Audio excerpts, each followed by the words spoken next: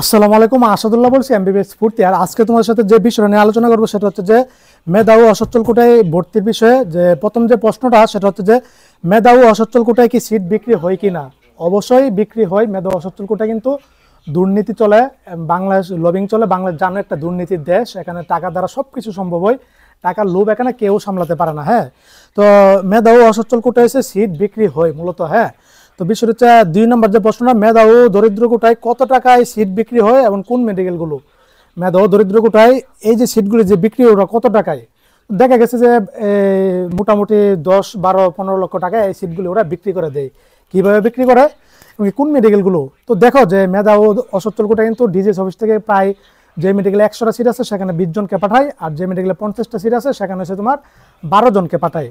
তো এই যে 20 জনকে পাঠাচ্ছে, এখান থেকেও তোমার দেখা গেছে যে ওরা বাইবা বোর্ড যাই করে, গভর্নিং বোর্ডে এরা বৈশা রয়েছে বাইবা টাইবা নিয়াটিয়া সিলেক্ট করে। হ্যাঁ, বিষয় হচ্ছে যে ওদেরকে এখান থেকে যারা সিলেক্ট হয় অনেকে টাকা অফার করে, বলে যে এই সিটটা যাতে বাইবাতে চান্স করে দেয়, যাতে টিকিয়ে দেয়। এই 15 জন তো বাতিল করা হচ্ছে, 5 জন তাদের রাখবে। এদের মধ্যে অনেকে যারা পরিচিত, তবে ইয়াটিয়া বুংবাং লিং ইয়াটিয়া আছে, তো ওদের মাধ্যমে কি করে এই সিটগুলি তোমার তখন ওরা টাকা দিয়ে বিক্রি করে দেয়, এমনকি বাইবাতে ওদেরকে তোমার মানে টিকিয়ে রাখে, আর বাকিদেরকে অটোমেটিকলি বাতিল করে দেয়। হ্যাঁ, তারপরে সে বাইবার মাধ্যমে কি প্রকৃত চান্স হয় কিনা। হ্যাঁ, অবশ্যই বাইবার মাধ্যমে প্রকৃত চান্স হয়।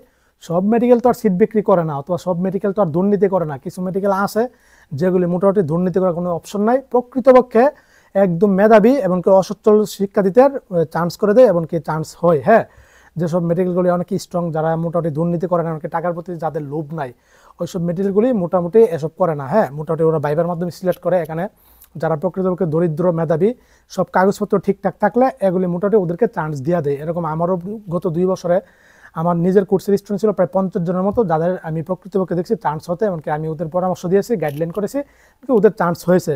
টাকা ছাড়াও চান্স হয়, টাকা দিয়েও চান্স হয়, বিষয়টি এরকম। হ্যাঁ, তারপর সে বাইবাতে কি কি জিজ্ঞাসা করে ও কি কি দেখে। দেখো, বাইবাতে এখানে তোমাকে আহামরি কিছু একাডেমিক কোনো কিছু জিজ্ঞাসা করে না, তোমার কিছু উপস্থিত প্রশ্ন, উপস্থিত জ্ঞান তোমাকে জিজ্ঞাসা করবে। যে তুমি কেন ডাক্তার হতে চাও, মানে তোমার উদ্দেশ্য কি। মেডিকেল অ্যাডমিশনে তুমি সেকেন্ড টাইমার হয়ে থাকলে বলবা যে আমি সেকেন্ড টাইমার ছিলাম, পরিশ্রম করছি, চেষ্টা করছি, এমনকি ধৈর্য ধরে আসো। এই বিষয়গুলি জিজ্ঞাসা করবে। এমনকি তুমি যে এরিয়ার, তুমি যে জেলার, ওই জেলা কিসের জন্য বিখ্যাত, ওই জেলার কিছু ব্যক্তিবর্গের বিশিষ্ট ব্যক্তিবর্গের নাম বলো, ওদের সম্পর্কে জিজ্ঞাসা করতে পারে। তাছাড়া হচ্ছে তোমার মেডিকেলে আসার প্রতি তোমার আগ্রহটা কীরকম। তারপর হচ্ছে মানব সমাজে বিভিন্ন উপস্থিত প্রশ্ন করে, এগুলি মোটামুটি সুন্দরভাবে উত্তর দিয়ে ওদের মন জয় করে ফেলবা। হ্যাঁ, আর বিশেষ করে তুমি তোমার ব্যাকগ্রাউন্ডও বলতে পারো, এসএসসির রেজাল্ট, মেডিকেল অ্যাডমিশনের রেজাল্ট, ফার্স্ট যারা সেকেন্ড টাইমার আছো, ফার্স্ট টাইমার দিয়ে চান্স নিয়ে আরেক বছর চেষ্টা পরিশ্রম করছো, এভাবে বলবা। তোমার দরিদ্র পরিবারের অবস্থা বলবা, এত টাকা দিয়ে প্রাইভেটে পড়ানো সম্ভব নয়, তাই মেধা কোটায় আবেদন করছো। তো এভাবে মন জয় করার মাধ্যমে কিন্তু ওদের বাইবারতে প্রকৃতপক্ষে যারা মেধাবী অসচ্ছল ওদের কিন্তু সিলেক্ট হয়। হ্যাঁ, তারপরে হচ্ছে তোমার কোন মেডিকেলগুলো আগে চয়েস দিব। আচ্ছা, কোন কোন কোন মেডিকেলগুলো সিট বিক্রি করে। ঢাকাগুলিতে এমন বহুত মেডিকেল আছে, অসংখ্য মেডিকেল আছে। ঢাকা শহরের বুঝোই তো, ঢাকা শহর মানে বিজনেস, ঢাকা মানে টাকা। তো এখানে কিন্তু টাকা দিয়ে কিন্তু সিট বিক্রি করে ফেলে, বুঝছো। করে ফেলতে বলতে এই মোটামুটি ওরা এসব করে। এরকম বহুত মেডিকেল আছে, 67টা মেডিকেল থেকে। সব মেডিকেল তো আর মানে এরকম দুর্নীতি করে না, কিছু মেডিকেল বাদে বাকি বেশিরভাগ মেডিকেল কিন্তু এই দুর্নীতিটা করে। বিশেষ করে ঢাকা শহরে এটা সবচেয়ে বেশি চলে। ঢাকার বাইরের মেডিকেলগুলি এত বেশি একটা এসব করে না, বুঝছো। দুর্নীতি একটু কম করে, কিন্তু ঢাকার শহরগুলি মানে ধরো 80% এই দুর্নীতি করে, টাকা দিয়ে স্টুডেন্ট আগে থেকে নির্ধারণ করে রাখে। এই হচ্ছে অবস্থা। আর কোন মেডিকেলগুলো আগে চয়েস দেওয়া, দেখো তুমি তোমার পজিশন অনুসারে, যে পজিশনে তোমার বাইবাতে ডাক পাবা, যে পজিশনে প্রতিযোগিতা কম, যে মেডিকেলে প্রতিযোগিতা কম, যেই মেডিকেলে মোটামুটি তোমার হয়ে যাবে, ওই মেডিকেলকে টার্গেট করো। তোমার একটা মেডিকেল হলতে চলছে, তোমার এরকম কি যে ঢাকার ছাড়া তুমি পড়বা না, বুঝবে না। আচ্ছা, তোমার যদি সরকারি একটা মেডিকেল এখন যদি শেষের যে মেডিকেলগুলো নতুন আছে এগুলোতে যদি চান্স হইতো, চাঁদপুর, নেত্রকোনা, তারপরে সুনামগঞ্জ, তাহলে তুমি কি বলতা যে না এসব মেডিকেল আমি আসছে চান্স হয়েছে কিন্তু পড়বো না, এই বিষয়ে তখন কি বলতা, স্বীকার করতা? তো প্রাইভেট মেডিকেলে মেধা গোটে চান্স হবে, যে কোনো মেডিকেল হোক, 67টা মেডিকেলে ভালো, লেখাপড়ার দিক দিয়ে ভালো, সব দিক দিয়ে সেরা মনে করি, বুঝতে পার। সেখানে তুমি প্রাইভেটে ফ্রিতে পড়বা, তোমার একটা মেডিকেল হলে তো চলছে, যেখানে প্রায় 35 থেকে 40 লক্ষ টাকা খরচ হয়, সেখানে তোমার ফ্রিতে পড়ার সুযোগ পাবা। তোমার একটা মেডিকেল তুমি আল্লাহ আল্লাহ করে পেয়ে গেলে, চান্স পেয়ে গেলে তো হলো। আর সেখানে তুমি চাচ্ছ যে না আমার ঢাকা শহর আমি পড়বো না, ঢাকাতে ভর্তি হবো। এখানে কোন ভুলটা তোমরা করো আমি বলে দেই। আগে যে চয়েস রাখো, মানে যে টপ মেডিকেলগুলি আসে প্রথম সারির, ওই মেডিকেলগুলি তোমরা আগে চয়েসে রাখো। বুঝতে পারছো? তখন দেখা গেছে যে ভাইভাতে ডাক পাও না, তোমাকে মেডিকেলে সিলেক্ট করবে 3 থেকে 4টা মেডিকেলে, তোমাকে 3 থেকে 4টা মেডিকেলে তোমার ভাইবার জন্য ডাকবে। তুমি প্রথমে রেখে দিচ্ছ টপ মেডিকেল, যেগুলো তোমার পজিশন তোরা হবে না, অথচ একদম যাদের পজিশন 5100, 5150, 5200, 300, 400, ওরা নয় টপ মেডিকেলগুলি চয়েস দিতে পারে, এমনকি ডাক পাবে, এমনকি ওইখানে হয়তো একটু ওদের চান্স পাওয়ার ক্যাপাবিলিটি থাকে। তোমার পজিশন 6000 হওয়া সত্ত্বেও, 6500 হওয়া সত্ত্বেও, 7000 হওয়া সত্ত্বেও তুমি দিতে আসছো টপ লেভেলের মেডিকেলের আগে চয়েস, তো কীভাবে চান্স হবে? ভাইভাতে ডাক পাবা না, অনলাইন থেকে বাতিল হয়ে যাবা। ওই মেডিকেলগুলিতে অন্য যাদের ভালো পজিশন আছে ওদেরকে চয়েস দিবে। তুমি তো চয়েস তো দেওয়া লাগে সবগুলি মেডিকেলে 67টাই, তারপর তোমার সিকোয়েন্স অনুসারে চয়েস অনুসারে প্রথমগুলিতে দেখে যদি 20 জনকে পাঠানোর পরে সিট ওভার শেষ, তখন দ্বিতীয় মেডিকেল দেখবে, এবার সিরিয়াল অনুসারে তোমার দিতে থাকবে মেডিকেলগুলি। আমার পরামর্শ রইল ভাই, তোমার একটা মেডিকেল হলে চলছে, তোমার ওই মেডিকেলগুলো সিলেক্ট করো যেগুলোতে দুর্নীতি হয় না, যেগুলোতে প্রকৃতভাবে চান্স হয় ভাইবার মাধ্যমে। ঢাকা শহরের বাইরে চিন্তা ভাবনা করো, ঢাকা শহরে কয়টা 15-20টা মেডিকেল আছে, বাকিগুলি তো সবগুলি তো ঢাকার বাইরে, বাকি যে 40টা মেডিকেল, তো ওইগুলো তুমি সিলেক্ট করো, ওইগুলোতে চান্স হয়ে যাবে। ওইগুলোতে ভাইভাতে ধরো স্টুডেন্ট ভাইভাতে ধরো পাঠাইছে 12 জন, কিন্তু উপস্থিত হয় তোমার 4-5 জন, এমনকি যারা উপস্থিত ওদেরকে নিয়ে নেই, কেন নিতে হবে, সিট ফিল আপ করতে হবে 5% সিট। তো এই জিনিসগুলো তোমার বুঝতে হবে, তো বুঝতে পারছো? ঢাকাতে তো তোমার যাদের ভাইবা ডাকে সবাই উপস্থিত থাকে, সেখানে তো প্রতিযোগিতা হয়ে যায়।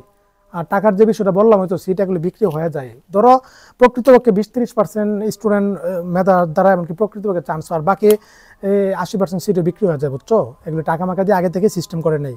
এগুলো ঢাকাতে সবচেয়ে বেশি, ঢাকার শহর মেডিকেলের প্রায় 10-12টা মেডিকেল এরকম আছে, বুঝছো? এরকম হয়। তো তুমি ওই মেডিকেলকে আগে সিলেক্ট করো যেগুলিতে হওয়ার সম্ভাবনা আছে টাকা ছাড়াই, এমনকি মোটামুটি প্রতিযোগিতা কম, একটা মেডিকেল হলেই চলছে। ঢাকা শহরে তোমার থাকতে হবে এরকম কি ইয়ে আছে? ঢাকা তো তোমার মেধা করে চান্স হলে তোমার ঢাকা শহরে থাকা খায় প্রচুর খরচ যাবে, না দেখো না তোমার 8-10 লাখ টাকা চলে যাবে এই 5-6 বছরে।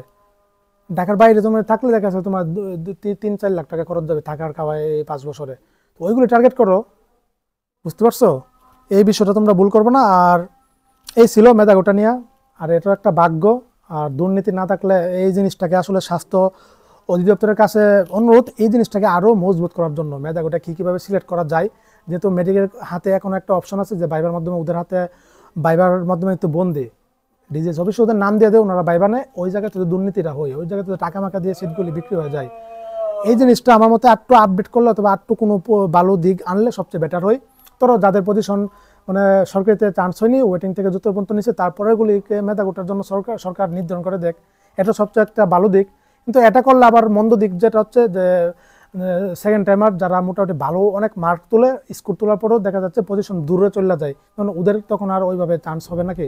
তো মেধা গোটাতে আরও কিছু আপডেট আনা হোক, প্রকৃতপক্ষে যারা অসচ্ছল মেধাবী, একদম কাগজপত্র একদম রিয়েল পক্ষভাবে এগুলি যেন ভাইবার মাধ্যমে যারা সিলেক্ট হয়েছে এগুলি স্বাস্থ্য দপ্তরে যেন পাঠানো হয়, ওরা যেন যাচাই বাছাই করে, এই জিনিসটাগুলো সবচেয়ে বেটার হয়, বুঝছো? আর মেধা গোটাই দুর্নীতি হয়ে চলে, সমস্যা নাই। তো এই জিনিসটাই ছিল। তো আশা করি তোমরা বুঝতে পারছো। এরপরও যারা কোন কোন মেডিকেলে তোমার হয়ে যাবে প্রকৃতপক্ষে, আমাকে হোয়াটসঅ্যাপ ডিসপ্লেতে আমার হোয়াটসঅ্যাপ নাম্বার আছে, আমাকে ইনবক্স করে আমি তোমাকে লিস্ট তৈরি করে দেবো যেগুলিতে তোমার মোটামুটি দুর্নীতি হয় না, মোটামুটি হয়ে যাবে। আর যেগুলিতে দুর্নীতি হয় এগুলো জানি কোনগুলিতে হয় ঢাকা শহরের, এগুলি তো চাইলে হতে করা যায়, কিন্তু তুমি ওই পজিশন অনুসারে তুমি চয়েস দাও কোনগুলি তুমি আগে দিবা, বুঝছো? এই ছিল মেধা অসচ্ছল কোটা নিয়ে। আর এখনও আবার ঝামেলা যেটা দেখলাম, হ্যাঁ, মুক্তিযোদ্ধার সন্তানদের কিন্তু 5% সিটের মধ্যে ঢুকিয়ে দিয়েছে আবার দেখলাম। তো আসলে এখনও প্রতিযোগিতা, এখনও আসলে অবস্থা সিরিয়াস, এই হচ্ছে অবস্থা। আর বাংলাদেশ তো বুঝে দুর্নীতি দেশ, টাকা দিয়ে সব কিছু সম্ভব, সব কিছু হয়। তো এই ছিল যারা আবেদন করতে, পরবর্তী আমি অসচ্ছল দরিদ্র মেধা অসচ্ছল কোটা নিয়ে পরবর্তী আমি কী কী কাগজপত্র তোমার দিতে হবে এগুলি আমি তোমার পরবর্তী আরেকটা ভিডিওতে সম্পূর্ণ আকারে তুলে ধরবো। হ্যাঁ, তো সবাই ভালো থাকো, সুস্থ থাকো, আমার সাথে থাকো। আর যে কোনো তথ্য জানা থাকলে আমাকে হোয়াটসঅ্যাপ করবা। আসসালামু আলাইকুম ওয়া রাহমাতুল্লাহি ওয়া বারাকাতুহু।